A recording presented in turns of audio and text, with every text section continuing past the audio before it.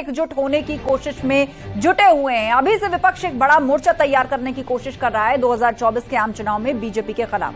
कल पटना में नीतीश कुमार की अगुवाई में एक मीटिंग होनी है। विपक्षी दलों के कई नेता इस बैठक में शामिल नहीं होंगे। अखिलेश यादव कल बैठक में शामिल होंगे, लेकिन मायावती कल बैठक में शामिल नहीं होंगी। जयंत चौधरी भी कल बैठक में नहीं आएंगे। बीजेपी ने गठबंधन की बैठक को होने से पहले ही फेल करार दिया है। तो वहीं बीजेपी यूपी में अपने मिशन 80 पर काम तेजी से कर चुकी है। 2024 के लिए बीजेपी का मोदी मित्र प्लान भी तैयार है, जिसमें मुस्लिमों तक पहुंच बनाई जा रही है। तो सवाल वही, अपना एजेंडा, अपना राग, कितने आएंगे साथ? बीजेपी का मोदी मित्र प्लान, विपक्ष परेशान। शुरू करेंगे डिबेट, लेकिन पहले ये रिपोर्ट देखिए आप।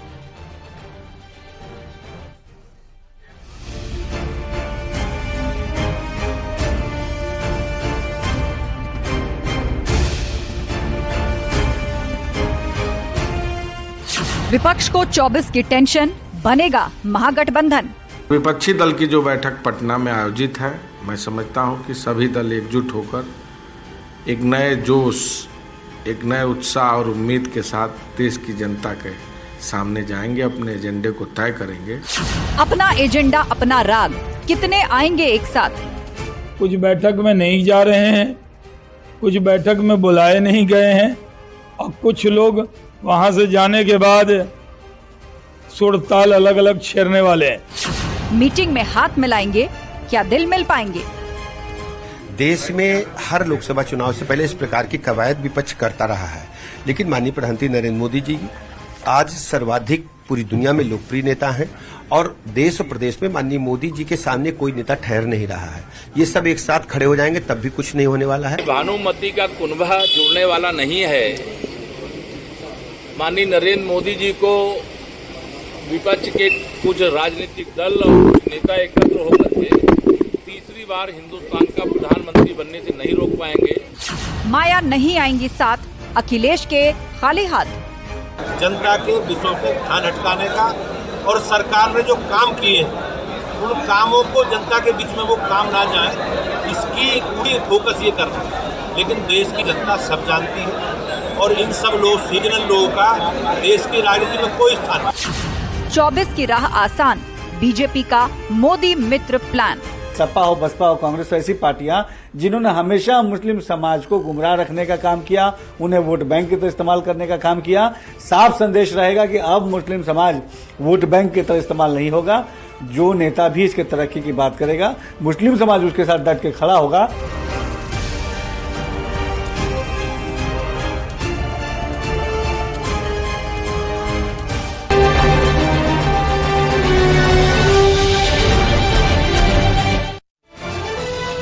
और चर्चा की शुरुआत करते हैं। हमारे साथ गेस्ट पैनल जुड़ चुका है। अवनीश त्यागी जी हैं, बीजेपी प्रवक्ता, अनुराग भदौरिया जी जुड़ गए हैं, समाजवादी पार्टी के प्रवक्ता, अंशु अवस्थी जी प्रवक्ता कांग्रेस हमारे साथ हैं, राकेश गौतम जी नेता बसपा हमारे साथ जुड़ गए हैं, और साथ ही राजनीतिक विश्लेषक राकेश गोयल जी भी। आप सभी मेहमानों का बहुत बहुत स्वागत है। चर्चा की शुरुआत करते हैं, और सबसे पहले अनुराग भदौरिया जी, विपक्ष तो एकजुट होकर मोर्चा बनाने की बात कर रहा है, लेकिन समाजवादी पार्टी ऐसा लग रहा है खाली हो गई है। जो बैठक होने जा रही है, बीएसपी भी उससे दूर है, आरएलडी भी उससे दूर है, कांग्रेस भी उससे दूर है। नीतीश कुमार के साथ केवल आप ही चर्चा के लिए पहुंच रहे हैं। देखिए, सवाल ये है कि पूरा विपक्ष, फिर ये बात मान के चलिए, हो सकता है भारतीय जनता पार्टी को विपक्ष की चिंता ज्यादा रहती है, लेकिन पूरा विपक्ष 2024 के चुनाव में एक साथ आपको दिखाई पड़ेगा। जो लोग देश की जनता की समस्या, देश की जनता जो परेशान है, महंगाई, बेरोजगारी, महिला अत्याचार, किसान, जो इनके बारे में सोचते हैं, वो सब एक साथ होंगे।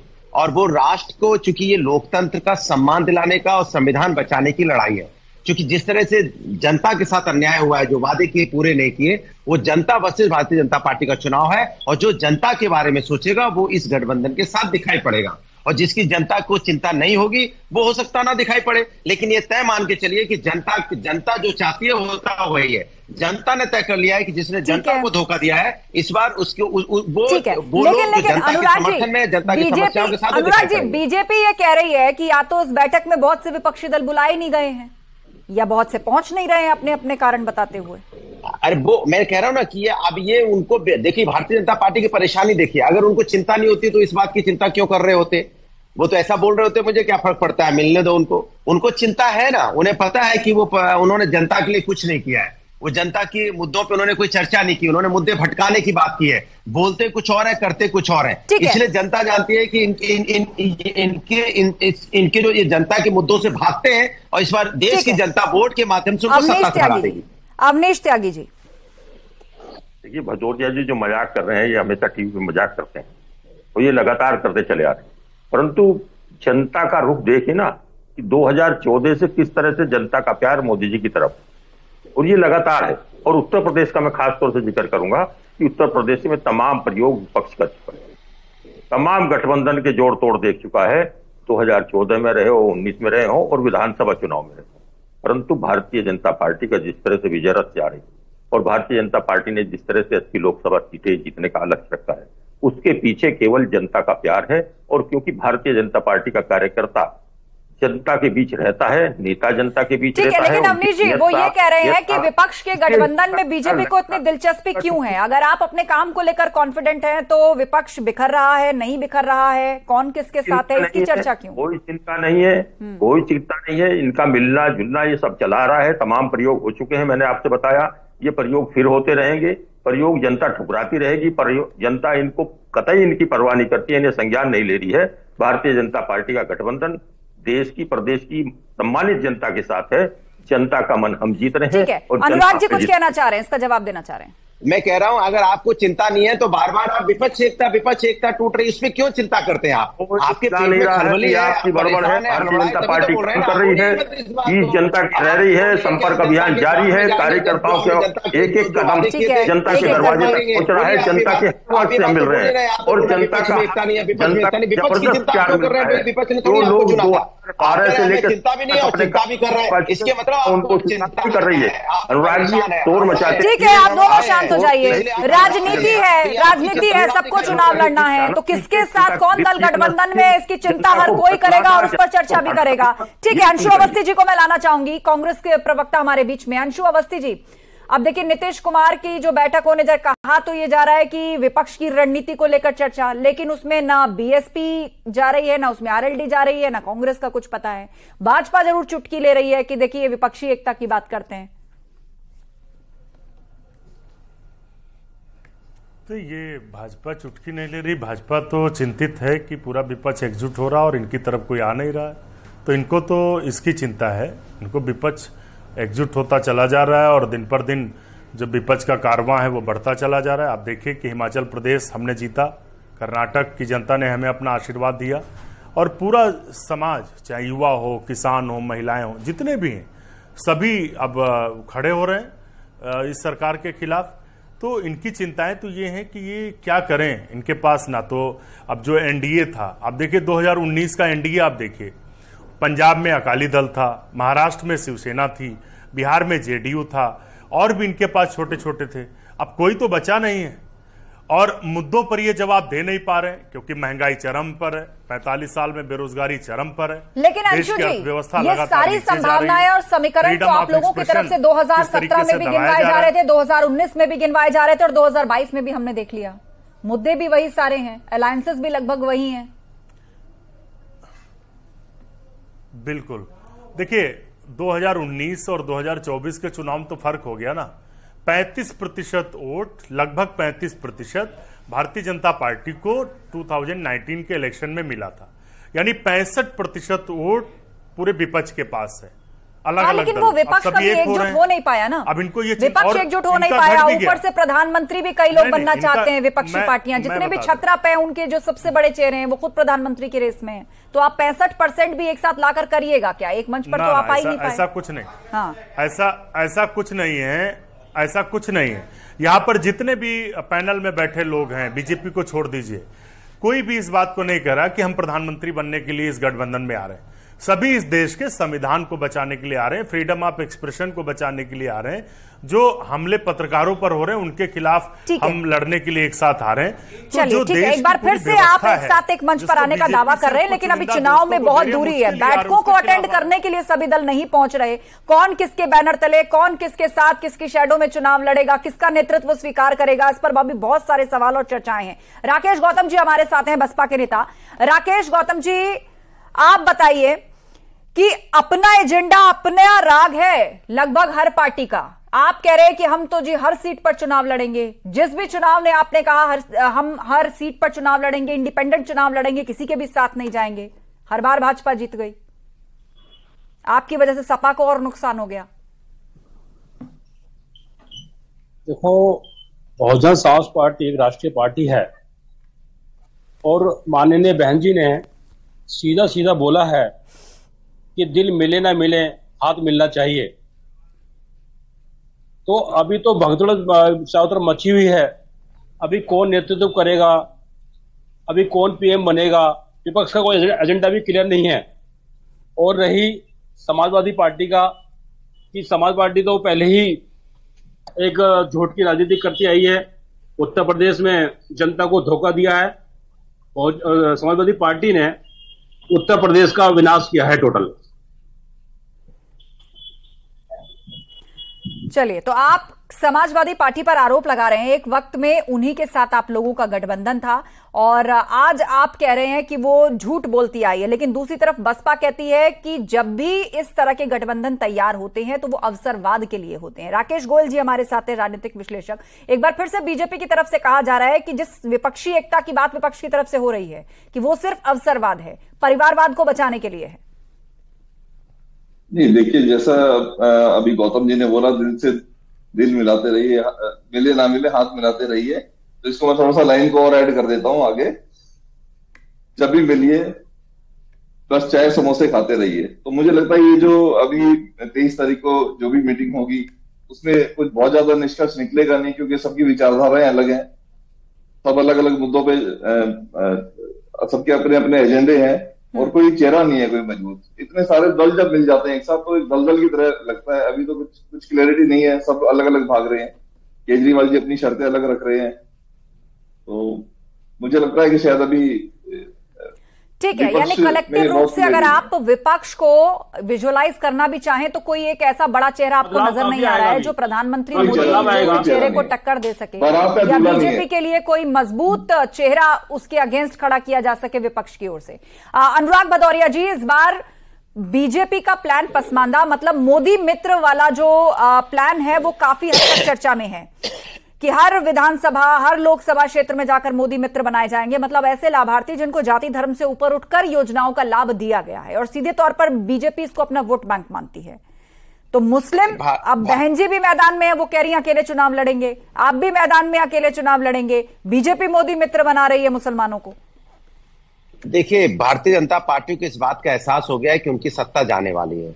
अब वो कुछ भी कर लें, कुछ भी मित्र बना ले, कहीं भी चले जाए, जनता ने उनको आजमा लिया है। उन्होंने 10 साल जनता ने देखा है कि इन्होंने कहा था आएंगे हम किसान की इनकम दोगुनी कर देंगे, तो किसान बेचारे धरने पे बैठना पड़ा और उनको खालिस्तानी बोला गया। कितने किसानों की मौतें हुई और किस तरह से युवाओं के साथ अन्याय हुआ है, किस तरह से युवा एक रोजगार के लिए दर दर भटका अपनी डिग्रियां लेके, युवा भी समझ चुका है। महिलाओं को तो आपने देखा ही है कि महिला पहलवानों को नहीं बख्शा गया, उनको जमीन पे किस तरह से घसीटा गया जो देश का गौरव थी। तो आप हर वर्ग, अगर यहाँ प्रबुद्ध वर्ग की बात करेंगे तो प्रबुद्ध वर्ग को भी अगर कुछ कहता है सरकार के खिलाफ तो उनको भी अर्बन नक्सल बना देते हैं। और जो छात्र जीवन के लोग हैं, जो छात्र में अपनी अधिकार मांगना चाहते हैं, उनको टुकड़े टुकड़े गैंग बना देते। तो आप किसी का सम्मान ही नहीं करते। और आम जो राजनीतिक लोग हैं वो जो जनता की समस्या उठाते हैं तो उनको आप पता नहीं क्या कहने लग जाते हैं। तो इसलिए देश की जनता समझ चुकी है, कुछ भी कर ले, इनके हर हथकंडे को देश की जनता पहचान चुकी है। अब देश की जनता ने तय किया है, ये किसी दल ने नहीं, देश की जनता ने, क्योंकि धोखा तो जनता के साथ हुआ है। जनता ने इनको याद है, जनता से जो वादे किए थे पूरे नहीं हुए, जनता अपना वोट के माध्यम से 2024 में जवाब देगी। तो भारतीय जनता को एहसास होगा कि झूठ का मतलब क्या है, कि क्या होना है। जनता की बात को, आवाज को सुनिए, जनता के मन को टटोलिए, जनता की बुलंदी को समझिए, उनकी बुलंद मन की स्थिति को समझिए कि जनता भारतीय जनता पार्टी को पसंद कर रही है, लगातार पसंद कर रही है। 2024 में माननीय प्रधानमंत्री जी फिर तीसरी बार प्रधानमंत्री बनने जा रहे हैं। आप बेफिक्र रहिए, आप चाय समोसे खाते रहिए, जैसे गोयल जी ने बताया, आप मुंगेरी लाल की तरह सपने देखते रहिए, कुछ होने वाला नहीं है। जनता से जो वादे भारतीय जनता पार्टी ने किए वे पूरे किए और केवल जनता का विश्वास जीता है, और विश्वास जीता है तो जनता का प्यार भारतीय जनता पार्टी के पास मिल रहा है। और जिस वोट बैंक की राजनीति आप करते थे, जिस वोट बैंक को डराकर आपने राजनीति करी, तुष्टीकरण की राजनीति करी, अब वो तुष्टीकरण की दीवारें भी टूट गई हैं, तुष्टीकरण नहीं है।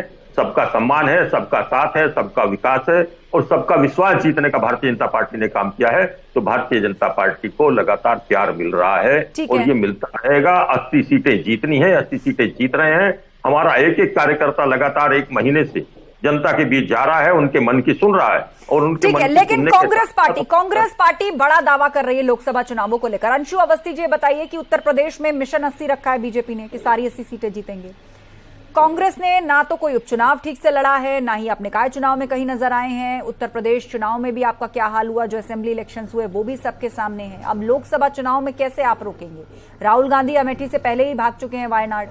अब रायबरेली को लेकर अलग अलग तरह की चर्चाएं हैं, क्योंकि बीजेपी कह रही है कि हम सभी 80 सीटें जीतेंगे, उसमें तो रायबरेली भी आती है। नहीं, ठीक है, बीजेपी को अहंकार है तो वो कुछ भी कह सकते हैं और जनता ने उनको सत्ता में इसलिए पहुंचाया था कि वो कुछ काम करेंगे, लेकिन वो तो सिर्फ अपने एक दोस्त के लिए काम कर रहे हैं जो 609 नंबर पे था मेरों की लिस्ट में, वो विश्व के सबसे बड़े दूसरे अमीर बन गए। तो ये कुछ भी कह सकते हैं, ठीक है। लेकिन उत्तर प्रदेश में हमने आपसे ओपनिंग रिमार्क में ही इस बात को कहा कि लगभग 35% वोट भारतीय जनता पार्टी के पास था, अपोजिशन का 65% वोट है और पूरा विपक्ष एक हो रहा है। तो हम आप देखिएगा अच्छा चुनाव लड़ेंगे। और एक मैं उदाहरण भी दे देता हूं आपके माध्यम से दर्शकों को। 1998 में कांग्रेस पार्टी को उत्तर प्रदेश में एक भी पार्लियामेंट सीट नहीं मिली थी, एक भी सीट नहीं थी, और उसी जनता ने हमको 2004 में सीटें दी, 2009 में हमको 22 पार्लियामेंट उत्तर प्रदेश से मिले। तो ये जो, और सभी दल अलग अलग लड़ रहे थे। तो आज की जो परिस्थिति है, आज तो ये बात सभी को समझ आ गई कि अगर इस भाजपा की तानाशाह सरकार से कोई लड़ सकता है, कोई खड़ा हो सकता है, तो वो कांग्रेस पार्टी है। कांग्रेस पार्टी के नेतृत्व में पूरा अपोजिशन खड़ा है। राहुल गांधी जी लड़ रहे हैं, मल्लिकार्जुन खड़गे जी लड़ रहे हैं और सभी नेता अपनी अपनी जगह पर लड़ रहे हैं। तो हम मजबूती से लड़ रहे हैं और आप समय आने दीजिए।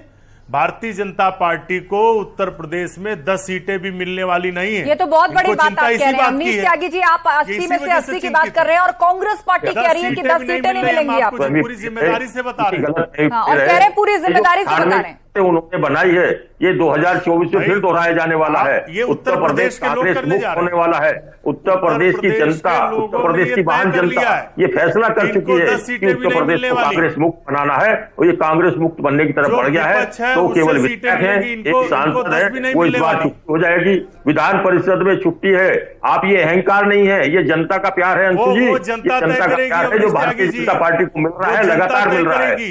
आपका तमाम गठबंधन, तमाम इस्तेमाल करते हैं, तमाम आप पूछ पकड़ कर कहने की कोशिश कर चुके हैं, पर आपको कर रही है जनता, आपको नकार रही है, लगातार नकार रही है।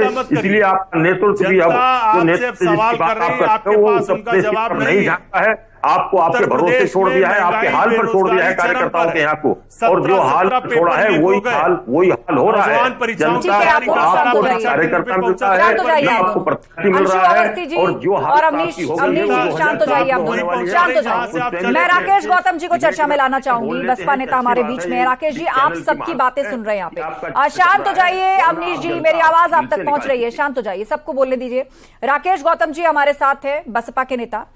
राकेश जी ये बताइए, 24 तक आपका काम होने जा रहा है। आप लोग भी एक कॉम्बिनेशन बनाने की कोशिश कर रहे हैं जिसमें मुस्लिम है, दलित है, पिछड़ों की आप बात कर रहे हैं, और दूसरी तरफ ओबीसी, मुस्लिम, यादव को लेकर समाजवादी पार्टी भी अपने वोट बैंक को इंटैक्ट करने में जुटी है। लेकिन आप दोनों के वोट बैंक का, जिनको आप साधने की कोशिश करें, एक बहुत बड़ा हिस्सा कॉमन है। तो आप एक दोनों आमने सामने एक दूसरे के खिलाफ लड़ गए तो सीधे सीधे बीजेपी के लिए एक जीत का रास्ता खोलने जैसा होगा। देखो, बहुजन समाज पार्टी का जितना भी कैडर बोर्ड है, आप पीछे चुनाव हुए थे, हमारे जितने भी कैंडिडेट हैं बहुत कम वोटों से हारे हैं।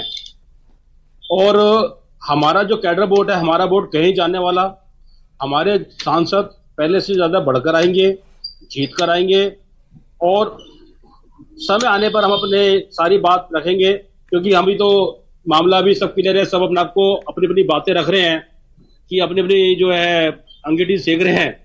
अभी बहुत परिवर्तन आएगा और 1 साल चुनाव का पड़ा है, क्योंकि आने वाले समय के अंदर बहुजन समाज पार्टी के बिना सरकार नहीं बनेगी, ये तय है। ठीक है, राकेश गोयल जी हमारे साथ हैं। राकेश गोयल जी, उत्तर प्रदेश की अगर बात कर लें तो फिलहाल कौन सी पार्टी के पास क्या है, किसके साथ कौन कौन से दल हैं? आप सपा की स्थिति देखिए, महान दल ऑफिशियली अलग हो चुका है गठबंधन से। सुभाषपा, अब ओपी राजभर हाल ही में जिस तरह की बात कर रहे हैं, पूर्वांचल में उनका प्रभाव है, ऐसा लग रहा है कि अब वो फिर से एक बार सत्तारूढ़ पार्टी के साथ गठबंधन करने को लालियत दिख रहे हैं। तो ऐसे में बसपा का कैंडिडेट भी अगर मैदान में होगा, वहां से सपा भी लड़ रही है, वहां से कांग्रेस भी लड़ रही है, वहां से बीजेपी भी लड़ रही है, तो आपको क्या लगता है? हाँ, ये 80 में से 80 की जो बात है, ये कितनी आसान, कितनी इसका लाभ बीजेपी को निश्चित रूप से इसका लाभ पूरा बीजेपी को मिलेगा। और सपा और कांग्रेस पहले भी अलायंस कर चुके हैं। राहुल और अखिलेश जी का अलायंस हमने पूर्व में भी चुनाव में देखा था और बुरी तरह से हार का सामना करना पड़ा था। तो मुझे नहीं लगता क्योंकि कोई बड़ा फेस नेशनल लेवल पे जब हम इलेक्शन की बात करते हैं, प्रधानमंत्री के चेहरे की बात करते हैं, बारात लेके निकले, दूल्हा पता नहीं कौन होगा, तो बड़ा एक मुश्किल है। फिर सबकी विचारधारा बहुत अलग है। जो केजरीवाल जी पहले शरद पवार जी के लिए बोलते थे कि ऐसा भ्रष्ट नेता मैंने जीवन में नहीं देखा है, संसद में कैसे बैठे, इनको जेल में होना चाहिए था, आज उन्हीं का हाथ पकड़ने के लिए ललायित है। और यही लालू जी के लिए उनके शब्द होते थे। तो इनका अलग से जैसे कंट्रोवर्सी चल रही है, ममता कभी भी लेफ्ट को बंगाल में आगे आने नहीं देंगी। सपा की अलग चुनौतियां हैं, वो कहते कांग्रेस अपना कैंडिडेट यूपी में ना खड़ा करे, इतनी बड़ी स्टेट में कांग्रेस कैसे कैंडिडेट नहीं खड़ा करेगी, जितने लोग वहां मेहनत कर रहे हैं। जो अलायंस बन भी जाता है तो सबसे बड़ा चैलेंज होता है जो स्थानीय नेता है, अगर उनको पता लगता है कि ये मेरी पार्टी तो यहाँ से अपनी सीट छोड़ रही है, तो वो कहाँ पे जाएंगे, उनका एक बहुत बड़ा एक मुद्दा बन जाता है और वो शायद लॉन्ग टर्म में काफी नुकसान देता है पार्टी को। अभी तो इलेक्शन है तो सब साथ दिखते हैं, इलेक्शन के बाद सब बिखर जाते हैं। ठीक है, अनुराग भदौरिया जी, यूपी में अगर हम बात करें तो अकेले कैसे चलिएगा? कौन कौन गठबंधन में आपके साथ है? ना ओपी राजभर है, महान दल भी अलग हो चुका आपसे, आरएलडी ऐसा लग रहा है आप कांग्रेस के साथ या कांग्रेस की तरफ उसका झुकाव है? देखिए, आप तो बहुत अच्छी तरह जानते हैं कि समाजवादी पार्टी की सरकारें रही हैं यहाँ पे। समाजवादी पार्टी का संगठन सबसे मजबूत संगठन है क्योंकि समाजवादी पार्टी विकास की राजनीति करती है। तो लगता है कोई जी पार्टी जनता के मुद्दों को लेकर चुनाव के साथ विचारधाराओं के जो उनके साथ गठबंधन है वो तो रहेंगे ही। हाँ, भारतीय जनता पार्टी, बार बार मैं यही कह रहा हूं, भारतीय जनता पार्टी को जनता की चिंता नहीं है। देखिए कितनी चिंता है दूसरों की, किससे गठबंधन हो रहा है, किससे नहीं हो रहा। अरे भैया, आप अपना गठबंधन, चुनाव है अनुराग जी, हर पार्टी एक दूसरे का खेमा तो खंगालती है ना, ये तो राजनीति में हमेशा से होता है। तो हमारा गठबंधन तो जनता आपके पास भी तो आकलन है ना कि उनके कौन से दल पहले साथ थे अब नहीं है। हर कोई एक दूसरे का खेमा खंगालता ही है राजनीति में चुनाव के वक्त। अरे आप देखिए, स्काइप से जुड़े होते हैं, आप बीच में बोलेंगे तो बात नहीं जा पाती। इतना तो कम से कम धैर्य रखिए, इतना तो सुन लीजिए मुझे। स्काइप से हम लोग रहते हैं, आप बीच में बोलती है तो मेरी आवाज नहीं जा पाती है। आप कम से कम इतना तो आपकी आवाज अच्छी तरह आ रही है अनुराग जी कि जब अरे आप बोलेंगे तो बीच में बोलोगे तो कैसे स्काइप पे बात हो पाएगी? मैं कह रहा हूं कि भारतीय जनता पार्टी का गठबंधन जनता से टूट चुका है और समाजवादी पार्टी का गठबंधन जनता के साथ है। तो जिसका जनता के साथ गठबंधन होता है वही जीतता है। और भारतीय जनता पार्टी का तो अब गठबंधन बचा ही नहीं है। उन्हें पता ही नहीं है जनता किस तकलीफ में है, वो जनता के मुद्दों पे चर्चा ही नहीं करना चाहते। जनता किस परेशानी में जी रही इसकी चर्चा कहां करते, उन्हें पता ही नहीं है कि ऑक्सीजन जो गैस सिलेंडर वो कितने का आ रहा है, डीजल पेट्रोल की कीमत क्या है, जो घरेलू रोजमर्रा की चीजें कितनी महंगी हो गई है, फीस कितनी जा रही है, बच्चों की नौकरी है कि नहीं उनके पास में, कहां सोच रहे हैं। महिला समस्या के समाधान के लिए क्या कर रहे हो बताइए। लॉ एंड ऑर्डर का तो हालात आप देख ही रहे हो, कभी कचहरी में मर्डर हो जा रहा है, कभी जेल के अंदर हो जा रहा है, कभी रोड पे हो जा रहा है, गोलियां तो चली जाती हैं। तो मैं पूछ रहा हूं कि भारतीय जनता पार्टी इसका जवाब कहां दे रही है? ठीक है, अवनीश जी सिलसिला हो रहा है उसको सोचिए कि समाजवादी पार्टी के 5 साल उसके विनाश की जो राजनीति चली थी उसको जनता नापसंद कर रही है। बार बार हार रहे हो आप, बार आप लगातार प्रयोग करके सब फेल हो चुके हो। आप भूल जाइए, जनता का गठबंधन भारतीय जनता पार्टी के साथ है। आपका गठबंधन कभी जनता के साथ नहीं रहा है। एक बार जीत गए पे गठबंधन बता दीजिए, जनता के साथ। अब भारतीय एक जिला का नाम बता दीजिए, कोई जिला। आज की राजनीति आ रही है, जनता नई राजनीति का मजा चुक चुकी है। परिवारवाद, जातवाद, क्षेत्रवाद खत्म हो चुका है। टिफिन लेके आना पड़ रहा है, प्रदेश बन जनता के बीच में टिफिन लेके जाना पड़ रहा है। जनता दूसरे प्रदेशों से देखिए, नई विकास की नीति जनता के साथ है। जनता के साथ गठबंधन होता तो बाहर के मंत्री को थोड़ी बुलाना पड़ता। केवल भारतीय जनता पार्टी। एक जिला बता दीजिए जहाँ जनता के साथ आपका गठबंधन है।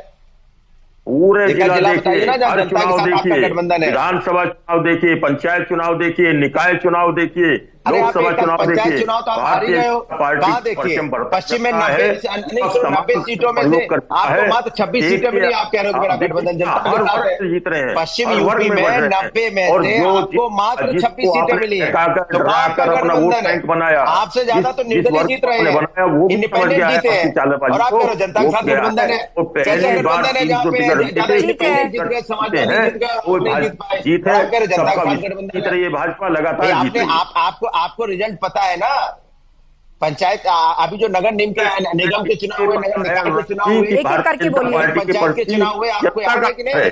और जब लोग घरों में बैठे हैं, जब कोरोना में घरों में बैठे थे, जब हर वक्त विपक्ष, तो भारतीय जनता पार्टी का कार्यकर्ता जनता के बीच था और जनता के बीच हमेशा रहता है। नेता रहता है तो नेता रहता है, जनता से कनेक्ट हमारा है, जनता से संपर्क हमारा है, जनता के बीच। ये सब जनता ही तय करेगी, इसका जवाब भी जनता ही देगी। तो जनता हमें हिस्सेदारी सत्ता में हमेशा देगी। मेरा जनता के साथ गठबंधन है। ठीक है, आप दोनों शांत हो जाइए। अंशु अवस्थी जी, बीजेपी का जो मोदी मित्र प्लान है, इससे कुछ परेशानी बढ़ी आप लोगों की? आपको लग रहा है कि लाभार्थी वोट बैंक के तहत उनका जो पसमानदा प्लान है, तो एक धड़ा मुस्लिमों का बीजेपी की तरफ आकर्षित हो सकता है, जैसा वो कहते भी हैं? पूर्व में चाहे आजमगढ़ आप उठाकर देखिए, रामपुर उठाकर देखिए, वो कहते हैं कि विकास के नाम पर वोट मिला है बीजेपी को। नहीं, हमें कोई चिंता नहीं है। और देखिए, जोड़ने का हक सबको है, लेकिन कितने ईमानदार हैं ये देखिए ना। जोड़ने की बात तो युवाओं को भी की थी, कहा था कि 2 करोड़ रोजगार देंगे, 100 दिन में काला धन लाएंगे, किसानों की आय दुगनी करेंगे। 400 का गैस सिलेंडर जब ये सर पे लेके घूमते थे, आज 1200 का है, तो कहते थे महंगाई बहुत है। 60 रुपए का पेट्रोल था कांग्रेस सरकार में, आज 100 रुपए का है, कहते थे सस्ता करेंगे। तो ये बातें करते हैं, दिन रात झूठ बोलने वाले लोग हैं। और ये बात तो देश के प्रधानमंत्री मंचों से कहते हैं कि झूठ बोलो, बार बार बोलो। मेरे पास वीडियो, मैं दिखा दूं, सुना दूं। देखिए, अभी नगर निकाय के चुनाव हुए, पूरी ताकत उत्तर प्रदेश की आदित्यनाथ सरकार ने लगाई और पुलिस के सहारे चुनाव लड़ा। उसके बाद भी 16 जनपदों में भारतीय जनता पार्टी का एक भी नगर पंचायत अध्यक्ष, नगर पालिका अध्यक्ष नहीं जीता, 16 जनपदों में, जबकि पूरा पुलिस के नेतृत्व में चुनाव लड़ा गया। और किस तरीके की गुंडागर्दी हुई, विपक्ष के लोगों को नॉमिनेशन नहीं करने दिया, मुकदमे लगवाए, गैंगस्टर लगाए, जो भी किया। उसके बाद भी तो अब आने वाले समय में उत्तर प्रदेश में खास तौर से भारतीय जनता पार्टी के खिलाफ पूरा जनमानस एक हो रहा है, और खास तौर से युवा, किसान, लेकिन उससे बड़ी चिंता ये है अंशु जी कि वो जनमानस जिन पार्टियों के साथ जुड़ा हो, वो एक मंच पर आए, वो एक मंच पर आए, चाहे टक्कर देने के लिए विपक्षी पार्टियां हो या फिर सत्तारूढ़ दल और उसका गठबंधन हो। अवनीश जी, जवाब। मैं अंशु जी की बात का मैं कहना चाहता हूं कि जो ये बातें कह रहे हैं, ये केवल हवाई। भारतीय जनता पार्टी को ये कांग्रेस कहाँ है? कांग्रेस कैंडिडेट नहीं मिले, कुछ भी नहीं कर पाएंगे आप, क्योंकि आपने सब जगह नहीं मिले। केवल भारतीय जनता पार्टी सर्वे सबसे अधिक सीटों पर लड़ी है, पार्षद तक लड़ी है, सभासद तक लड़ी है, और लड़ी नहीं, जीती भी है। भारतीय जनता पार्टी का रिकॉर्ड पिछले चुनाव से ज्यादा बेहतर हुआ है। तो बेहतर हुआ तो इसका बिल्कुल साफ जाहिर है कि जनादेश हमारे साथ है, जनता का प्यार हमारे साथ है। जनता पार्टी की नीतियों से उनको स्वीकार की है तो वोट देती है। पुलिस से कोई चुनाव नहीं होता, ये सब कहने की बात है। कांग्रेस के जमाने में होगा, अब जनता निरपेक्ष 70 लाख नौकरियां कहाँ है? मुख्यमंत्री जी ने कहा कि 15 लाख नौकरियां हर साल देंगे, दे नहीं रही है, जिता रही है। कांग्रेस प्रदेश से मिटने जा रहा है। नौकरियों की नेताओं ने कांग्रेस को छोड़ दिया। आपके पास किसी बचा है कार्यकर्ता नहीं, आपके पास कैंडिडेट नहीं, आप कहाँ उठा रहे हो? आप भारतीय जनता पार्टी से बराबरी कर रहे हो। आपके पास कितना कार्यकर्ता है, नेता है, और जब जिसके पास नेता और नियत नहीं, हमारे पास कार्यकर्ता भी है, हमारे पास संगठन भी है। ठीक है, आप दोनों आपस में मत लड़िए, पार्टी को सबक आपस में मत लड़िए। ठीक है, शांत हो जाइए, शांत हो जाइए, शांत हो जाइए। सिखाने जा रहे हैं इनका अनुराग जी, चला गया था। ठीक है, शांत हो जाइए। अंशु जी, आपने विस्तार पूर्वक अपनी बात रखी है। अनुराग जी, सवाल ये है कि जिस पीडीए को आप साथ लेकर जीत का फॉर्मूला बनाना चाहते हैं, पिछड़ा, दलित, अल्पसंख्यक, उसकी दावेदार कई पार्टियां हैं और वो एक साथ नहीं आ पा रही हैं, और आप इस सवाल को बार बार टाल जा रहे हैं।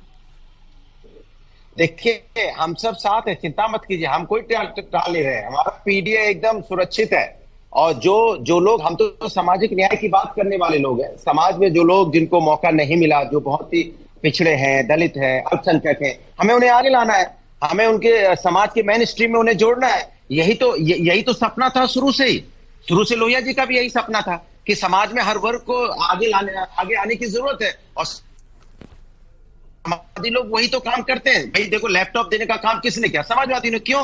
क्योंकि हर वर्ग को जो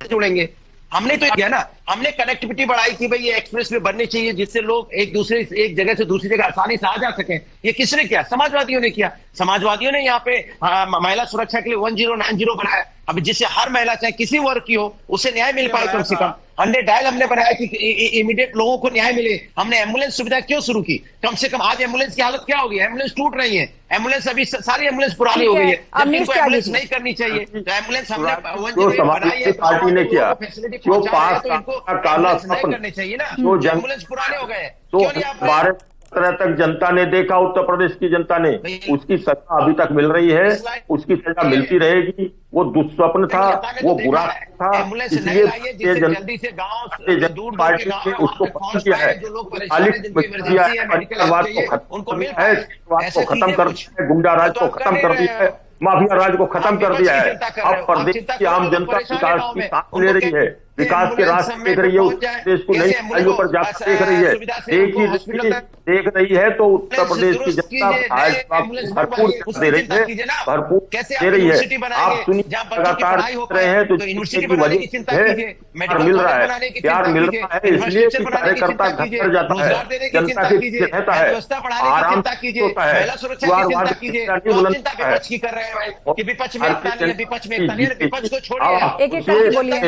देखिए अपने सपने देखते होंगे और अपने जो जनता पूरा करने के भारतीय जनता पार्टी ने किया है। जनता पार्टी का राज भी रहेगा। 80 सीटें जीत रहे हैं। आपके पास जो सीटें थी वो हटी है, आप नहीं पा रहे, आप अपने परिवार को नहीं चिपा पा रहे, तो आप कहीं नहीं टिक रहे हैं। आपने जनता से जो किया उसकी सजा मिल रही है। भारतीय जनता पार्टी ने जो जनता के भला किया है, उसकी अपेक्षाओं को पूरा किया है, उसका शासन। ठीक है, आप दोनों शांत हो जाइए। अवनीश जी, अनुराग जी, विस्तार से वाद विवाद कर लिया आप दोनों ने, विस्तार से आप दोनों ने वाद विवाद कर लिया। क्या आप बोले ना जनता ने ये सुना, और क्या आप बोले अवनीश जी ना जनता ने ये सुना? आप शांत हो जाइए, इस तरह से डिबेट नहीं होगी। मैं सबको बराबर समय दे रही हूं। राकेश गोयल जी इंतजार कर रहे हैं, राजनीतिक विश्लेषक। और राकेश गोयल जी, 2024 से पहले आपको लग रहा है कि विपक्षी पार्टियां जिस पीडीए की बात कर रही हैं, पिछड़ा, दलित, अल्पसंख्यक, उसमें बीजेपी सवाल उठा रही है, जनरल जोड़ लेते हैं, आपका जी मिसिंग है, लेकिन विपक्षी पार्टियों के भी वोट बैंक लगभग यही है, कॉमन है। आप कई क्षेत्रों की बात कर लीजिए, यूपी से बाहर भी कई स्टेट्स में आप जाकर के देखिए, तो यही राजनीति हो रही है, पिछड़ा, दलित, अल्पसंख्यक। लेकिन ये सारे दल एक साथ एक मंच पर कैसे आएंगे? देखिए, अभी तो फिलहाल जिस तरीके से बातें चल रही हैं बहुत मुश्किल लग रहा है, कथनी करनी में बहुत अंतर है। और अगर वो एकजुटता है जैसे भदौरिया जी बता रहे हैं, तो वो दिखती क्यों नहीं है मंच पे? हर रोज नई शर्तें क्यों सामने आ जाती हैं?